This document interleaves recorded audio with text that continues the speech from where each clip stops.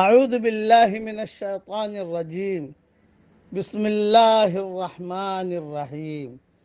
سورہ زخرف کی آخری چند آیتیں پڑھ رہا ہوں۔ ان المجرمین فی عذاب جہنم خالدون، بے شک مجرم لوگ ہمیشہ دوزخ کے عذاب میں رہیں گے۔ لا یفتر عنہم وہم فیہ مبلسون، وہ ان سے ہلکا نہ کیا جائے گا اور وہ اس میں مایوس پڑے رہیں گے۔ وَمَا ظَلَمْنَاهُمْ وَلَكِنْ كَانُوا هُمُ الظَّالِمِينَ، اور ہم نے ان پر ظلم نہیں کیا بلکہ وہ خود ہی ظالم تھے۔ وَنَادَوْا يَا مَالِكُ لِيَقْضِ عَلَيْنَا رَبُّكَ، اور وہ پکاریں گے کہ اے مالک، تمہارا رب ہمارا خاتمہ ہی کر دے۔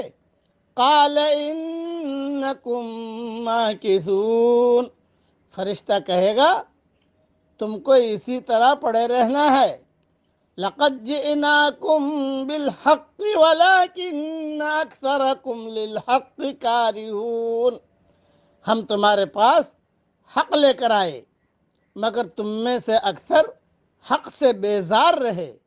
ام ابرموا امرا فإنا مبرمون، کیا انہوں نے کوئی بات ٹھہرا لی ہے تو ہم بھی ایک بات ٹھہرا لیں گے۔ مختصر تشریح سن لیجئے۔ یہاں جو کہا گیا کہ اے مالک، اس سے مراد جہنم کا داروغہ ہے۔ جہنم کا جو داروغہ ہے اس کا نام ہے مالک، اور تشریح یہ ہے کہ امید ہمیشہ تکلیف کے احساس کو کم کر دیتی ہے۔ آدمی کسی تکلیف میں مبتلا ہو اور اسی کے ساتھ اس کو یہ امید ہو کہ یہ تکلیف ایک روز ختم ہو جائے گی، تو آدمی کے اندر اس کو سہنے کی طاقت پیدا ہو جاتی ہے۔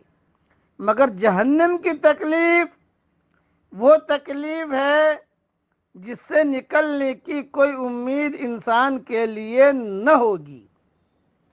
جہنم میں فرشتوں کو مدد کے لیے پکارنا جہنم والوں کی بے بسی کا بے تابانہ اظہار ہوگا، ورنہ پکارنے والا خود جانتا ہوگا کہ خدا کا فیصلہ آخری طور پر ہو چکا ہے، اب وہ کسی طرح ٹلنے والا نہیں ہے۔ انسان آزاد نہیں ہے، اس کو بہرحال حقیقت کے آگے جھکنا ہے۔